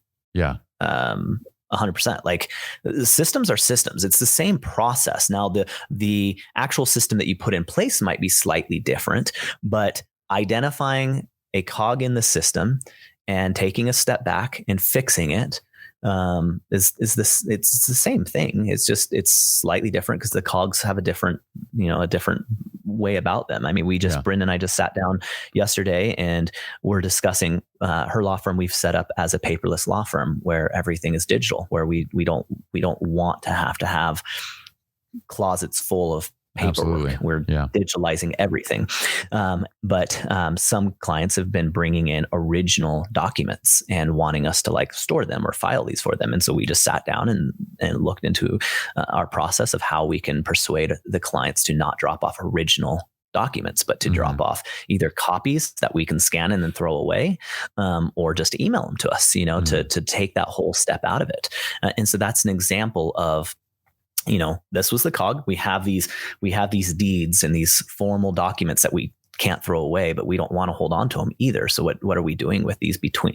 And then there's a certain level of liability when the client drops it off, but it doesn't get filed with the county for 6 weeks or 8 weeks, where we have to store those safely. And if for whatever reason the house was to burn down or whatever, and we lost those, that would be a big liability for us. And so we're just looking over that system, and we're trying to identify, can we ask the client to mail the original deed directly into the county and when it's time, rather than send it to us and have us mail it in? Can we use copies of the original deeds? Would the county accept that? Et cetera. So that's a really small, simple example, but we're constantly looking at that and making those adjustments and tweaks to better our liability, to better the client's experience, to make sure that we're covering our butt. Now, have you guys been able to implement this? What is Bryn's specialty? What is her focus in law? Yeah. So primarily elder law. So she's doing probate and estate. That's where she wants to, that's where most of it is. Then family law, and then a little bit of criminal defense. Her background prior to going private practice was she was a DA for a number of years. Oh, crazy. And so she has tremendous trial experience. So that's where she excels, is in trial. I see. Have you been able to implement this fixed price pattern or this fixed price model yet for what she's doing? Like, have you gone through that? Yeah, great question. We haven't yet. And the reason being is we've brought on another attorney. And when we brought that other attorney on and we set up their pay structure and everything, it wasn't set up with that in mind. And so we need to get that other attorney well established in the area and make sure that they're satisfied and everything. And then at that point, we will probably readjust. But it also becomes challenging when your employees are paid by the hourly work. You have to persuade them that this flat rate is the better way of going about it as well. Because if they're not productive, if they have the tendency to drag their feet or to, which very fortunate, we have amazing, he's an amazing employee, but if they have the tendency to be a little bit slower, or there's a learning process involved and they're still learning the case law around, common issues, they want to be paid for that time. And that's why, that is why associate attorneys' rates are quite a bit lower, typically, oftentimes like $100 lower than maybe a partner might be, or a junior, a junior partner might be. But that's why they charge less, is because there is somewhat of a learning curve for them, of course. Sure. So they might take a little bit longer, and that's expected, and it all should balance out in the long run. But you got to keep in mind that employee wants to make their money for the time that they're putting in. And you really have to help them recognize the value of increasing their productivity, of having these canned responses and having this automation and utilizing the paralegal as much as possible. I mean, paralegals can literally do almost everything other than stand up in front of a judge for the client, as long as the attorney reviews their work and is making sure things are done correctly. But why would you use a paralegal if you get paid more by doing it yourself? Yeah, I would imagine that most of those problems get fixed with enough fixed rate work. Because when you have a substantial amount of fixed rate work, then it becomes simply bringing on those essentially non-stakeholders to come in and just do an hourly job. It might be 20 hours a week. It might be 40 hours a week, but there's enough work. And then it's simply finding the right ones that don't waste their time. But there's enough work there that they stay busy, and they're incentivized to kind of, like, maybe there's a small like completion bonus, like maybe a $5, $10, $20 kind of completion bonus for each of those tasks that they finish out during the day, essentially. But the model itself is one of those where I'm just like, I have seriously thought about, as soon as this thing is passed, finding somebody in the family, a close friend that's a lawyer, and this is a fantastic business opportunity to go into, like you have yourself, which you're very fortunate because you have a very talented and brilliant wife who you can trust to partner with. Very, very true. Yeah. I think eventually, so certain elements of the law, certain types of cases, work better with flat rate, like estate planning. Very easy. You could set that up in flat rate easily, right? A will is going to cost X amount of dollars, and whatever you want to put in the will is not going to really matter much. We're going to still charge you just a flat rate. Criminal defense oftentimes can be flat rate. You can have, misdemeanor versus the different types of criminal cases. Yeah, the different types of cases, you could charge a flat rate. If it's a misdemeanor or felony, it's going to be this amount of dollars until it goes to trial. And if it goes to trial, then there's this other increase, et cetera. So that they're motivated to settle outside of courtroom. But divorces and family law is really tough to flat rate. You can flat rate portions of it where you could have them, you could say, okay, are you business owners? Yes or no? Either one of you. Yes. Do you have more than $1 million in assets? How many pieces of homes do you own, or property do you own? List out all of your property. Do you have children? Do you have more than 3 children, et cetera? Like you could in theory break that down to the most common scenarios and give them options. Like, okay, if we can settle outside of court, and it's non-contested, it's going to be this much. As soon as it gets contested, it jumps to this price point. As soon as it has to go to trial or it has to go into the courtroom in front of a judge, it jumps to this point, etc. So you could maybe do it, but it is still very challenged. It is still very challenging to do, for sure. You really have to have a lot of data to quantify, to crunch that information, to be able to determine what to charge. Essentially, is this going to be 20 hours? Is this going to be 70 hours? And if you charge them for 40 hours and ends up being 70 hours, that really sucks. No, I agree that there's areas that are more complicated. Divorce would be one of those areas, but now let's say that as a firm, if we were to focus in just one type of law, so if it's just family law, that first narrows our scope down dramatically as to, how many different types of events do we have to kind of create fixed prices for. Then, like you said, if you were to look at divorce, you have a set of common characteristics of each one. I would imagine doing what you just said, and I'm getting a little bit of echo again, brother. Do you mind turning down your volume or something? Yeah. But if you did exactly what you just said in terms of, okay, so for size of revenue, business, assets, all those things, plus children, and whether it's contested, non-contested, if you were to have buckets that kind of said, this is the range that we're going to, this is what we're aiming for, then on the contested side, this is the number, and then beyond, the actual people that are in that process of divorce. See, the process of divorce, and having gone through it myself, I can describe to painful detail what that was like, but I'm not going to go there. What I am going to say is that for the people that are going into the divorce, they often can't see the damage being done by the decision that they're making, because they don't have, all they have is an hourly rate. All they have is, some weird estimate that doesn't even apply. And all they're going to do is do things, at least from my own personal experience, there's things that are done that just don't really make financial sense, but they're just done to kind of make each other's lives more difficult.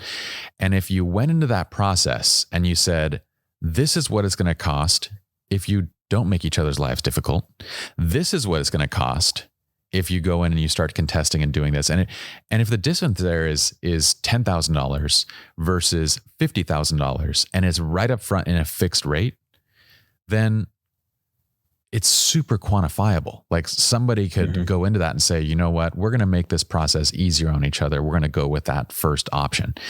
And then the lawyer, your company could always say, okay, this is the fixed rate, but if any of these decisions are made at that point, we switch, we go to hourly billing at this point, and this is the amount it's going to cost per hour. So you can almost have a hybrid model where most things are, if it's a contract, that's simple. Those are fixed rate. If it's a, prenup, that's fixed rate. The challenge, right. But the challenge you're going to run into is, in a lot of relationships, you have one individual that is the primary bread maker, that the breadwinner, that's the money is earning that money, and maybe is a little bit more conscientious of where that money goes. And until the divorce is final, what's yours is mine, and what's mine is mine. And so a lot of couples are saying, well, cool, I'm just spending half of your money, because when this divorce is all said and done, I get half of it anyway. So if I have to spend half of your money to fight my side, it just screws you over more. But why would I want to benefit you? Makes sense, because of course it doesn't. I kept trying to tell my ex, and I think our divorce was closer to $100,000. And I kept trying to tell her, if we settle this in $20,000, you get half of the remaining $80,000. That's $40,000 in your pocket. Now, I would like to think that I know when emotions are involved, like some people just don't care. And there is that group that they just want to hurt each other. They just want to, do that kind of stuff. But for everybody else, I would think that would be very quantifiable, and they could actually say, yes, it is in our best interest to keep that $80,000.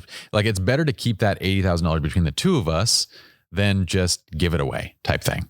Sure. Of course. So it might not solve, all of these divorce cases. Divorce cases are incredibly messy just in themselves, but I would think that there would be a large portion that would be able to understand and say, yeah, let's go this route instead. Yeah, I think you're right. And I think over the next 10-ish years or so, you're going to see a lot more law firms moving that direction. I think we still have an older generation that has been doing things the way that they've been doing it for 30 or so years. And while they are still the partners of those law firms, you're unlikely to see that shift. Yeah. But as you start seeing, your generation, my generation stepping into those partnership roles, I think you're going to see that shift happen more and more frequently. Like I said, there's a lot of firms that already have done it that make it work. It typically works best in a small, at least from what I've observed, it typically works best with smaller law firms than it does with bigger ones, or you see it happening more frequently with smaller law firms. But I would imagine, like I said, over the next 10-ish years, you're going to see some big shifts. I mean, there's a lot of shifts, a lot of things, even from the legal side that we still do that is, or excuse me, from the courtroom side that is still very antiquated. I mean, we know that computers are better at gauging whether or not someone is going to reoffend than a judge ever is. Mm-hmm. But yet we still rely on this judge who looks at someone and whether or not they intend to or not, they have a bias and they are persuaded and they hear someone and how they communicate and the verbiage that they tend to use. And they are persuaded by that. Whereas a computer system with the proper information can look at hundreds of thousands of other cases and can statistically spit out a really good, really high probability, a really good, unbiased probability of whether or not this person's going to reoffend and what the circumstance, and how to basically handle the case. This a sounds lot of like, what we do is very antiquated. Is that Blink? Malcolm Gladwell's Blink? This sounds like, yeah. It sounds like no, not Blink. It was it Talking with Strangers? I don't remember which one it was, but yeah, he talks a lot about it. One of them. Oh, you're right. It might've been Talking to Strangers that I think it was Talking with Strangers, where he talks a lot about that. Yeah. And just talks about how easily we can be manipulated to think that someone is maybe better than they are, or that someone's intentions are good when they're not. And we can think that someone's intentions are bad when they're not, just because, again, our own limited experiences. When you can take all the cases and quantify them and put them into a computer that can then look at all of this information and make decisions based off of that, you're taking a judge who maybe sees a couple hundred cases a year, and you're now having a computer judge that has seen millions of cases, more than an actual human could ever experience in a lifetime. And as that information becomes more and more available and more in depth and detailed, they're going to make better and better and better decisions.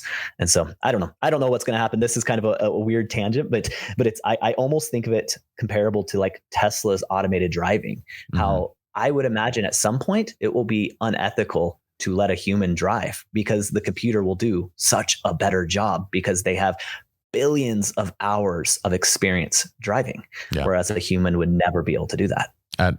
And that point is actually coming very close. The thing that I think people have a hard time with any of these models is I do feel like people think it has to be one way or the other. Like, when it comes to, like, let's say a judge versus a computer making a decision, if you present to people that the computer is just going to make that decision, then I think a lot of people are like, oh, but what if the computer gets us wrong? Our lives are going to be ruled by AI and all this kind of stuff, right?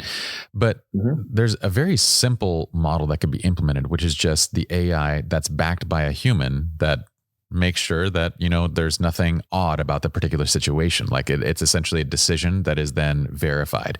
And same thing on like the legal side. If we were to bring this back to that fixed rate model and fix the legal industry, it would be, a flat rate that's then backed by like saying, okay, if things extend beyond this, then it's going to be placed into the hands of one of our lawyers, and this is the rate beyond a certain place. It's essentially kind of creating a backstop for something. And same thing, like you have that backstop that's currently implemented on every Tesla vehicle. The backstop is you. You're supposed to keep your hands on the wheel at all times. So when the computer messes up, then you're there to catch it. And so It's weird to me that the hybrid model is something that's resisted so much. Like I don't understand it. And from the legal standpoint, we're incentivized not to, right? So every single lawyer is incentivized not to accept that. But yeah, when I read that piece in that book, I was like, that makes a lot of sense. And I think they specifically talked about a judge who looked at somebody, like Malcolm Gladwell talked about a judge who looked at someone in the eyes and was like, I can tell you've changed. And the guy goes out and like murders a bunch of people. And you're like, okay, that was pretty much useless. This whole looking someone in the eyes and making those kind of snapshot judgments are impossible. I mean, how do you? No, it doesn't work. You know, how often do we look at somebody's face and we're just like, that person is evil? Why? Because they have characteristics that like match Disney movies of like what somebody is supposed to look like when they're evil. Like this doesn't make sense. And yet that's all built into these snap judgments that we have. So it's just human nature. We're bound to do that. Yeah. So that's a very interesting side. Now, I want to take this into, well, first, I do want to talk to you a bit about cycling. Are you all indoors right now? Because there's snow everywhere in Colorado, right? 8 inches of snow out my window right here. Yeah. Okay. I don't want to. It's probably 12 degrees this morning when I hopped on my trainer. Okay. I don't want to complain too much here, but our 50 degrees in the morning is really cold to be biking in. I would kill for a good 50-degree sunny afternoon. That would be awesome. That's pretty much every day here. Every day is 50 degrees in the morning, 45 to 50. And then I miss some things about LA. I lived out there for a while, and I certainly do miss some things about it. Certainly pretty much the best weather that exists in this entire country. That's almost every time somebody out here says, you know, this is why we pay to be in LA and California. It's either the weather or the beach. Those are like the only two reasons. It's the weather or the beach. Like this is why we pay. I grew up in Florida. I've had enough of the beach. I really could care. I mean, I appreciate the beach. It's beautiful. I like California beaches even more than Florida's because of the cliffs and the mountains and the tide pools and things like that. But really, you could put me just about anywhere where the low is 50. The low for the year is 50 and the high for the year is 95. And I would be a happy person. Yeah, I do appreciate, I think I'm with you. I think I would take mountains over beach. I do love beach, but I actually explore in the mountains. Whereas like, I don't go to the beach that much. I don't know what it is, but yeah, I'm with you on that side. Okay. So what is next for you, my friend? I'm curious, other than, because I know that, you know, between your photography business and the now legal partnership between you and Bryn, you still have 50% of your schedule open given how into systems and frameworks you are. So what else you got on your plate? I don't know about that, but I am doing a lot of cycling. That is a huge focus for me right now. And I am thoroughly enjoying it. I never in my wildest dreams thought that I would enjoy it to the depth that I am. You know, I cycled 15-ish years ago. And at that point, I wasn't even into it as much as I am now. And I thought I was really into it then. But so for right now, I'm using a lot of my free time to focus on my health and my performance gains within the biking world. And I'm going to really push hard this winter to see what I can do in that arena. I have no idea what I will be able to do, but I'm training as hard as I think I can without injuring myself. I do have a bad right knee that flares up every once in a while, and I'm trying to figure out how to deal with that. Well, but yeah, I'm doing. So let's talk cycling, because I recently have come into this new hobby. You used to be, I remember you saying like 10, 15 years ago, you wanted to go pro. Like, is that, I wouldn't say pro per se, but I was competing. I don't think I ever had the dreams of going pro, but there's different stages. Was that in road or mountain biking? That was mountain biking at that time. That was, late high school, early college, is when I was doing that. And that was out in Utah. And I don't know if I could have gone far with that, but I was definitely enjoying it. I rode with a a small team and a shop there in town that kind of pseudo sponsored us, hooked us up with kits and jerseys, and maintained our bikes and did some things like that. So they gave us a pseudo sponsorship of sorts and paid for a lot of our race. The cost to be in the races themselves. Yeah. And I was doing a lot of downhill there and at Sundance and in that area. And then I did one or two long distance road races or rides. One of them there in Utah Valley is called, if I remember correctly, it's called the it slipped my mind, but it's a 100-mile race. And I did that I think my senior year in high school. Oh, crazy. And really enjoyed it. But I had a few hard accidents doing downhill where I That's a completely different monster, man. Concussion. It is completely different. And it's dangerous too. Cause I mean, you're hauling, you're doing a lot of switchbacks, and it's completely different. It's really not, it's different in endurance, right? It's a lot of upper body, a lot of very, very, very different. I had a couple big accidents. Yeah. Had a couple big accidents where I had a concussion, and I just kind of, stepped away from cycling to heal from that. And then I never came back to it. Oh man. Cause college began and families began and life began. And I just never stepped back. I still have like a bike that I bought back in like the late 90s, hanging in my garage. And literally I've probably put 100 miles on it in 20 years or 15 years or whatever. So this year, just kind of out of the blue, when COVID was happening and I had a little bit more free time, I was like, hey, I'm going to pick up a cheapish bike and see what I can make out of it, see if I will enjoy that or not. And immediately was hooked and kept riding. I did get in another accident this year. I'm not the greatest cyclist. Apparently I keep getting in accidents. Wait, one that I don't know about? No, when I separated my shoulder. Oh, I remember that. Okay. Yeah. Right. It wasn't a major accident, but it was, I got a bike. I was like 6 weeks into it. I'm like really digging it, out an early morning ride, took a corner poorly and lost traction. Was that on your Roubaix? Mm-hmm. Okay. Yeah. And just high sided and came down right on my shoulder and head and separated my shoulder. It was what are you doing on your bikes, man? So now you're into road biking, and I remember we talked about this. You stepped into the Specialized Roubaix. It's funny how this works, because I got into road biking this year, and I'm sure I know you're better than I am because I can see your Strava. But it's funny how quickly the expenses escalate out of control. Like I went from, let's just try this out, to Justin's like, hey, there's an entry level bike for like, $3,000 you can get from REI. And he's like, if you don't like it, you just return it. And I got it. And I was like, I don't really like this one that much. And then my buddy was like, I got this $15,000 bike that I'm selling. I'm like, how much do you want for it? And he was like, well, give me, he asked, I think like 6,500. And I was like, all I got is 5,500, dude. That's probably not, enough. And he's like, sold. So I then have in my possession a 2019 bike that sold for $15,000, which I got a steal on. Mm-hmm. It is so far beyond my capabilities as a cyclist. The only reason that I got it was I was like, this is actually like, for some reason I do better in aggressive riding positions. My back does better in aggressive riding positions. You look cooler. You definitely look cooler.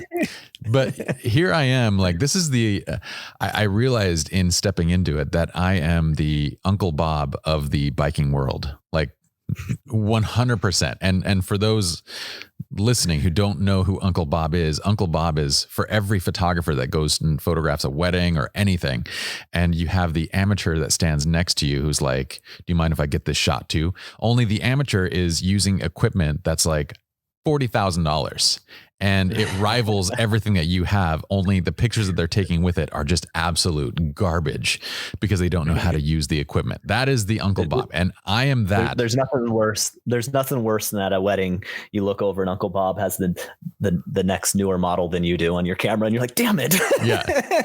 Why does he have the better camera? He's like, you're only shooting on that, huh? Okay. All right. How's that 6-year-old model working out for you? But because he's not trained, the images are absolutely horrible. And that is the exact picture I would like to paint for everybody of me on my bike, where I'm on this ridiculous bike. I'm dressed up, like I look legit. Like everything looks like it works. When you watch me cycling, if you only saw me for like 1 minute, you'd be like, man, that's a pro racer right there. But then if you saw me for like 10 minutes, you'd be like, why is it going so slow? Like, I think I can run that fast. Well, you've got your bike, if I remember correctly, it's kind of more like a TT bike, like a time trial bike. So it's a little bit more aero. The tubes are a little longer. It's a little bit heavier than a climbing bike would be. So depending on what you're doing, it could potentially be harder. Like if you're climbing the hills there in that area, it could be a little bit harder than it would be for others. Thanks for the excuses. I'm just throwing out a little bit. I'm still riding a cheap bike. Your bike's way better than mine. I still have just a slightly newer Roubaix, and I think next spring I will probably get another bike. That's a little bit, the Roubaix is a little bit set up a little bit more for comfort. Yeah. And then I immediately took the vast majority of the things that they did to the bike to make it comfortable, and I removed them all. I flipped my stem so it's more aggressive, and I did like all of this stuff that the bike is really intended for those that want to go fast but also want to be comfortable. And I think next year I'll probably try to get a tarmac or something that's a little bit more aggressive, aligned with what I'm doing. Yeah. I don't think I'll go full TT like what you have, but yeah, I'll probably upgrade. But it is not cheap. Even mine, the first one I bought was a 2013, and then this one I bought as a 2017, I think, or 16. Yeah. And I upgraded simply because it was a screaming deal. I paid $1,500 for it, and it has Di2, has electric shifting and everything. Just the components on it alone are probably worth what I paid for the entire bike. So you do have Di2 shifters right now on your Roubaix, because that is so. If you're getting into cycling, I kind of feel like that's one of the biggest things that I would recommend personally, is just electronic shifting is night and day. It is awesome. Yeah. So once you've experienced it, it's hard not to but it's like that alone is like $1,000 to $1,500 price increase when you're looking at two comparable bikes, maybe even more. It might be a little bit more between mechanical shifting and electric shifting. But it's awesome. You don't skip when you're shifting, you don't skip a beat. It's incredibly smooth. It self shims. So if you're kind of cross chaining, meaning like on the front end, you're on the big gear, on the rear end you're on the small gear, and it's the chain's going bad, it will try to shim it. Yeah. Ideally not, but it will purposefully shim slightly to adjust. You don't have to readjust your derailleur or anything like that. I don't know. I really liked it. It was an easy upgrade for me. But really where I've seen and I've spent a lot on little components, like just getting a new computer for a head unit, $300-400. I just bought the rear radar and light. Do you like it? $200. I remember you asking about that. Written out on the road since I bought it because it's too cold, so it's just sitting there. But I just bought power meter pedals. It adds up quickly. The little teeny small things that are on my bike cost more than my bike did. Yeah, I mean the pedals are $1,000, and then you start getting your pedals are what? Your pedals are $1,000. The power meter. The power meter. Okay. I got the Garmin power meters simply because when I switch bikes, I want to be able to take it with me. So rather than having a crank with the power meter built into it, I got the pedals.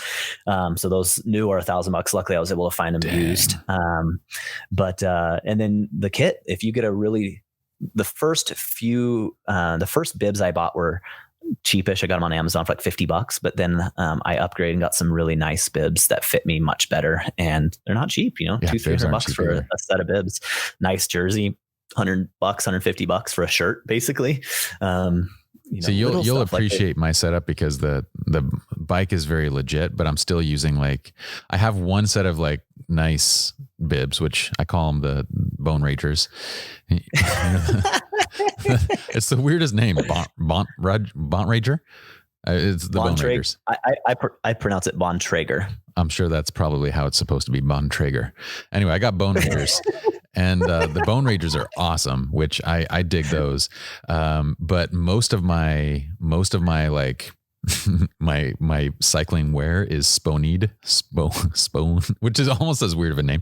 But Spone is if you don't know, it is the Amazon brand of cycling gear. So pretty much every single person that just hops onto a bike is wearing Spone, which yeah, it's like the great value version of Amazon. It is. It is the Amazon brand, essentially, cycling shorts. And its most signature look is the mustache that is over your ass when you're riding. So if you're behind somebody who has a mustache right over their butt, then you know that they're wearing Spone. So Spone is like, I'll have to watch out for that. Watch for the mustache.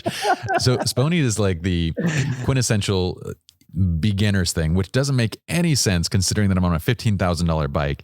And then I'm using my Peloton shoes because they're the only ones that have the right clip. So I have Peloton shoes matched with that and about a $30 helmet, which might be just enough protection in case I like tip over sideways.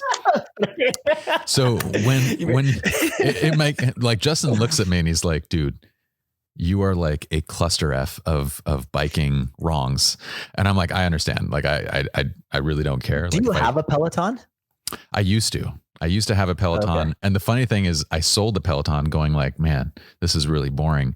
Then I got into cycling and I was like, man, I wish I had the Peloton so I could ride it when I don't want to like go in the cold weather, which I shouldn't complain about cold weather with you, but the freezing 55-degree mornings.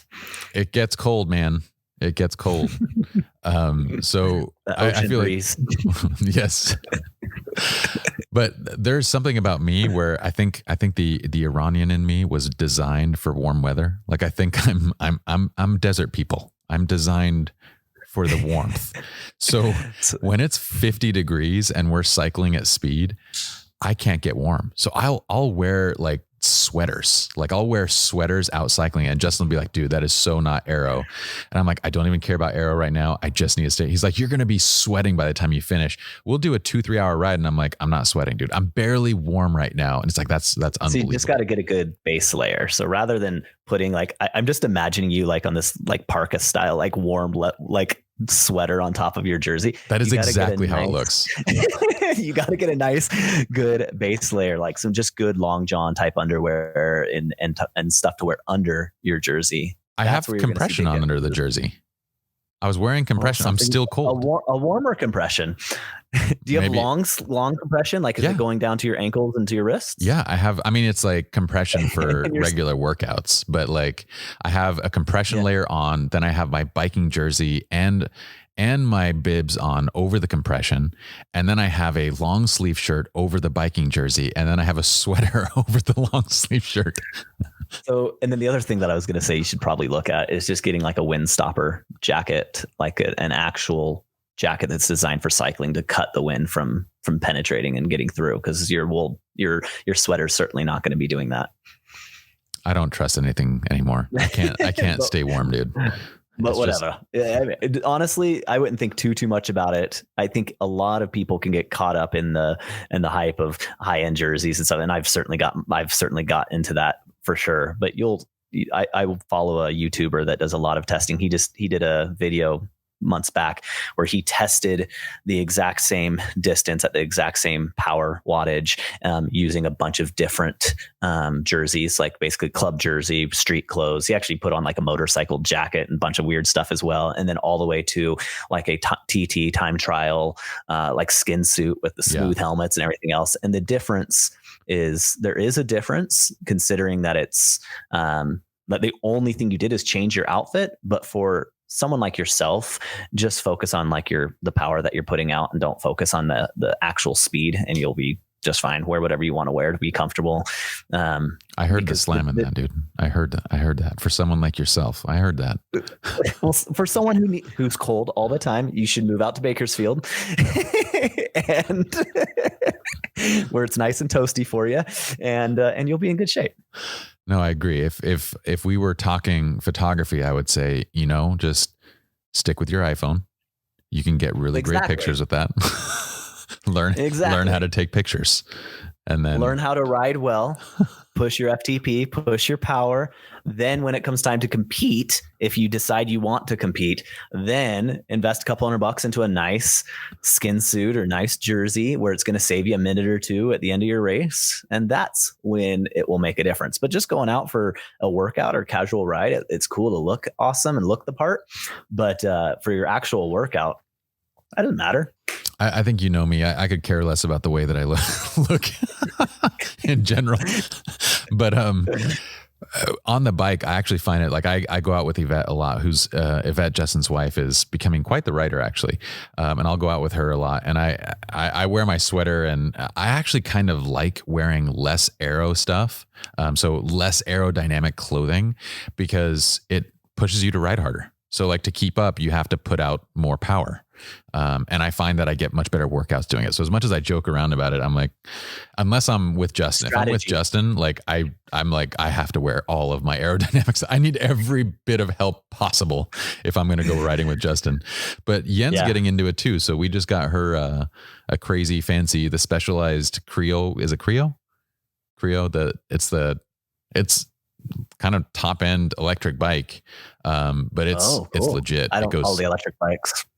Yeah, it's kind of a road gravel bike hybrid. So it looks like a road bike, but it has a little bit thicker tires, full electric motor, but it's assisted. So you still get a good workout, but it'll assist you up to like 28 miles an hour, which I just tried on it. That was brilliant. I was flying through my neighborhood at 28 miles an hour, passing the cars, and I was like, this is awesome. I'm just seeing you going out on Strava, finding all the KOMs and be like, watch out, biatches, I got you. That's what we were talking about. What about all the people that are motorcycle? Yes. Jess and I were like, are electric bikes going to ruin all the records on Strava? Because I don't think it takes it into account. No, I don't think it does either. That's what I'm just imagining. Like this uphill and you're like 28 miles an hour. 28 miles an hour. The previous best was 12 miles an hour. Now it's 25. Yeah, someone's going to report all of those. Well, brother, I've had you for quite a bit of time, and I think you actually have to jump off because you're going to do another live thing in one of our communities. But I appreciate you being on here. This is one of many visits I'm sure we'll be having you in the future. So Thank you for jumping on. Yeah, no problem. It was fun. I appreciate you having me. All right. For all of our listeners, be sure to check out Jared's work. We will link up his photography. We actually didn't even get to show off your photography. Bad on us, but go check out Jared's work. You can also hop into any of our communities. Look at Anthony right there. He is prepared. So jmgantphotography.com. Jared's an incredible photographer. His focus is weddings, but he is good at everything. And an amazing business person. So hop into our communities where Jared is leading the way, and our business communities, our wedding communities, everything to stay in touch. And yeah, that's it for this one, dude. So thanks for joining. We'll see ya. Peace.